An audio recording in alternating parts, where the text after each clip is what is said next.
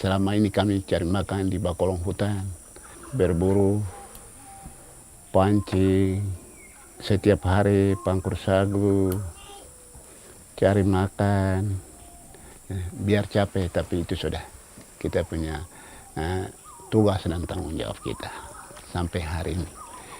Anggaplah itu hutan itu sudah sebagai kita punya mama. Jadi makan minum semua di situ.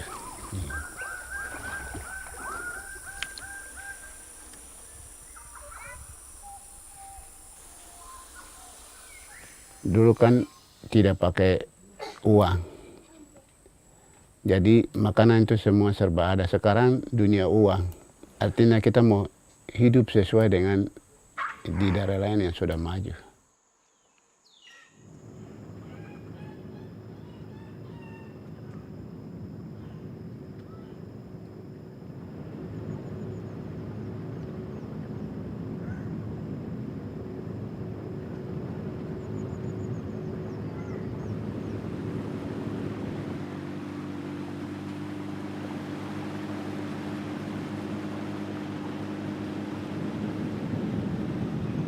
Pemerintah paling rencana sesuatu tidak pernah informasi publik jelas kepada kami, tiba-tiba perusahaan itu datang. Selama ini kan biasa hanya survei, kaget tiba-tiba kaget perusahaan mulai masuk, isu-isu perusahaan mulai masuk. Contohnya seperti Menara, hanya kehutanan datang survei, kaget begini. Wah, ini kita kekhawatiran besar. Dulu kan kita hidupnya baik, semua ini uang. Akhirnya biasa orang mengalah tuh, tiba-tiba perusahaan datang, ya ini sudah ekonomi akhirnya selesai. Padahal tidak pikir bahwa ini bahaya datang.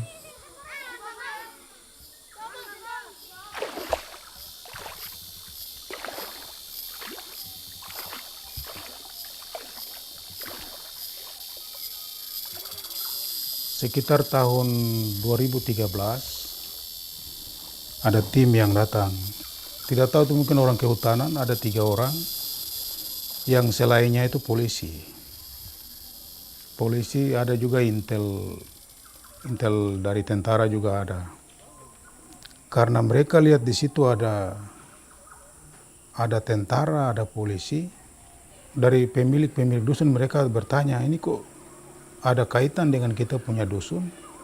Tapi dari pihak pemerintah kok mereka menggunakan aparat, terutama polisi.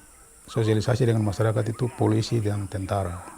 Sehingga masyarakat juga dia mau berbicara untuk menyampaikan dia punya hak yang sebenarnya bagaimana, tetap saja tertutup karena waktunya dibatasi.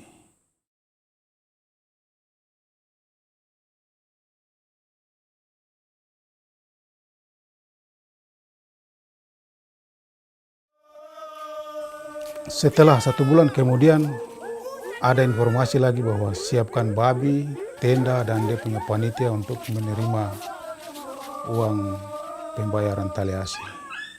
Di dalam amplop pak yang mereka sudah pak uang itu tidak tertulis jumlah uang yang mereka tulis di situ. Tetapi mereka bilang bahwa ini marga ini punya.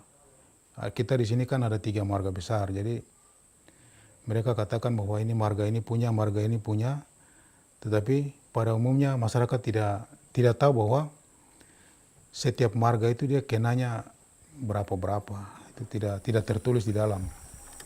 Setelah sudah dikumpulkan bahwa kita tahu bahwa kita untuk khusus Meto punya itu 1.300.000 lebih. Tapi kita tidak tahu bahwa setiap marga itu dia dapat berapa.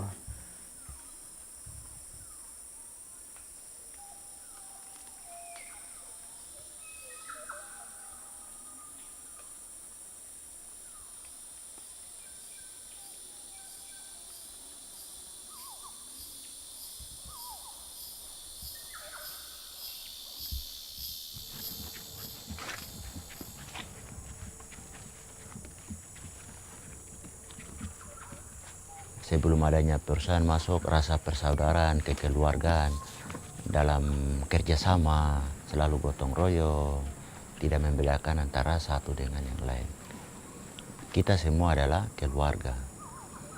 Di situ tidak ada perbedaan antara marga yang satu dengan marga yang lain. Ketika dengan kehadiran perusahaan timbullah salah satu perbedaan yang muncul dengan cepat, bahwa perbedaan marga ini dengan marga yang satu sudah sangat jelas. akhirnya mulai ada jarak atau dengan adanya perbedaan marga maka mulai ada persaingan. Persaingan dalam artian bahwa kehadiran perusahaan dia membuat kecemburuan. Yang dulunya kita hidup tidak pernah kita baku koslet, hidup kita aman damai dalam keluarga, mulai bentrok satu sama lain dengan adanya pembayaran uang tali asi itu. Sudah mulai kacau, saudara mulai marah saudara, saudara mulai marah ipar.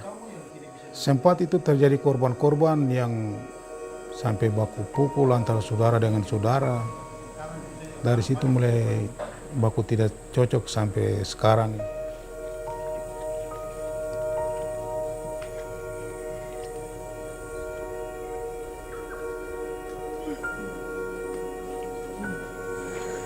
Dulu ini hutan milik adat.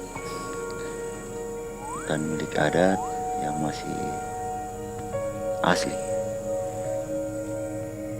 Sekarang hutan milik adat ini sudah berubah menjadi lahan persemaian kelapa sawit milik PT MKJR Mega Jaya Raya. Sehingga lahan ini lahan kelapa sawit yang dijadikan sebagai tempat persemaian atau nuseri. Dulu tempat ini biasanya digunakan sebagai tempat berburu, mencari babi atau binatang, pancing untuk cari ikan, juga sebagai tempat sumber air minum yang dengan bebas kita bisa mencari. Sekarang masyarakat adat untuk mencari sumber-sumber makanan sebagai kebutuhan makanan pokok bagi kita harus jauh lebih ke dalam lagi atau jauh kita harus mencari karena lahan kita sudah tidak ada.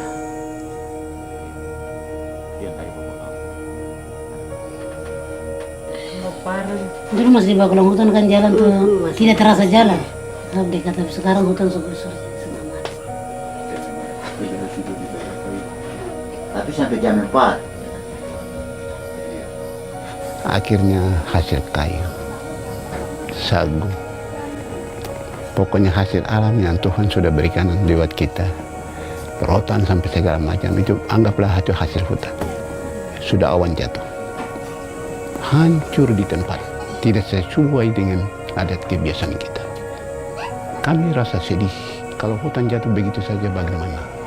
Kalau bukan kita berarti cucu cece ke depan.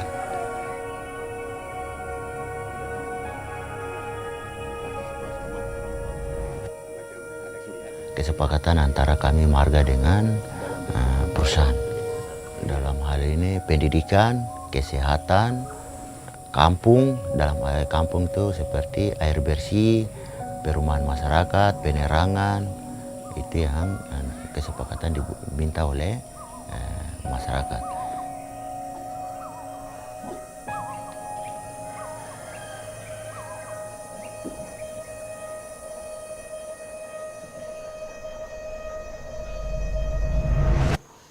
Perusahaan itu Kartika Pratama itu mana?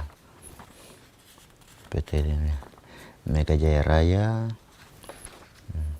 Kartika Pratama itu distrik Mandobo dan Jair. Dia punya ini izinnya ini. Surat ini tidak ada tanda tangan setiap perwakilan marga. Yang kedua, perwakilan perusahaan sendiri tidak ada. Perusahaan apa, pada hari apa, tanggal berapa, bulan apa, di tempat mana, semua tidak ada, tidak dicantumkan. Dan dokumen yang pernah kita sama-sama tanda tangan mungkin disimpan oleh pihak perusahaan saja. Sedangkan untuk sebagai arsip atau sebagai pegangan untuk kita setiap marga maupun pemerintah tidak ada.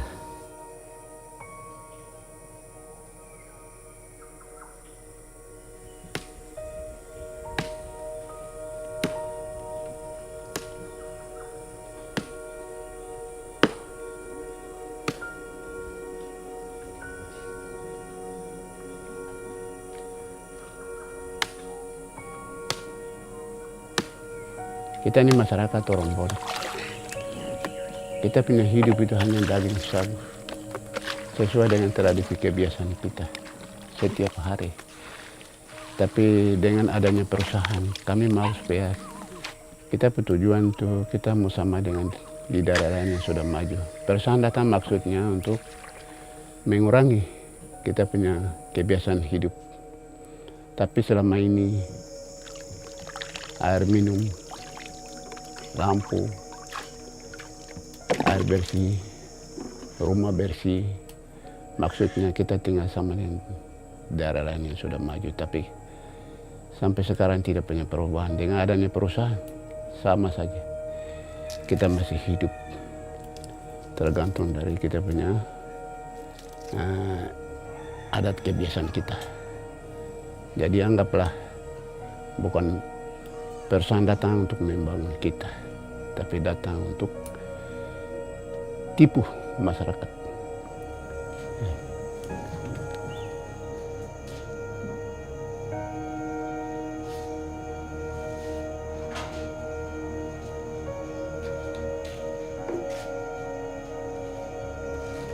Dua hari lalu saya baru mengundurkan diri dari perusahaan untuk pergi kuliah dan mengambil jurusan hukum. Saya berpikir bahwa tempat kami yang sekarang perusahaan ada buka ini, kalau tidak ada orang hukum pasti kita ditipu.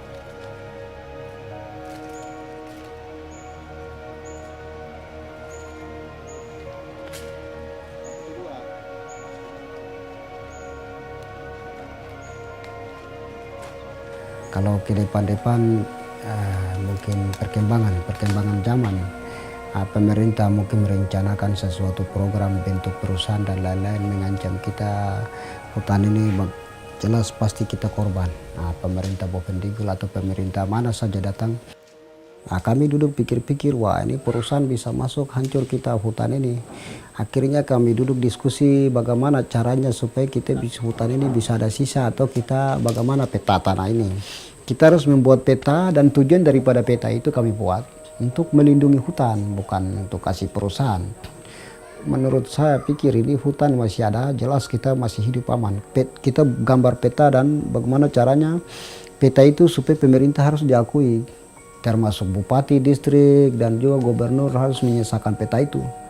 Peta itu sehingga peta itu bisa dilindungi undang-undang, supaya ada kekuatan hukum, supaya masyarakat bisa tinggal di dalam hutan itu, karena bisa tinggal berdasarkan hukum, karena kita tinggal di atas warga negara Indonesia.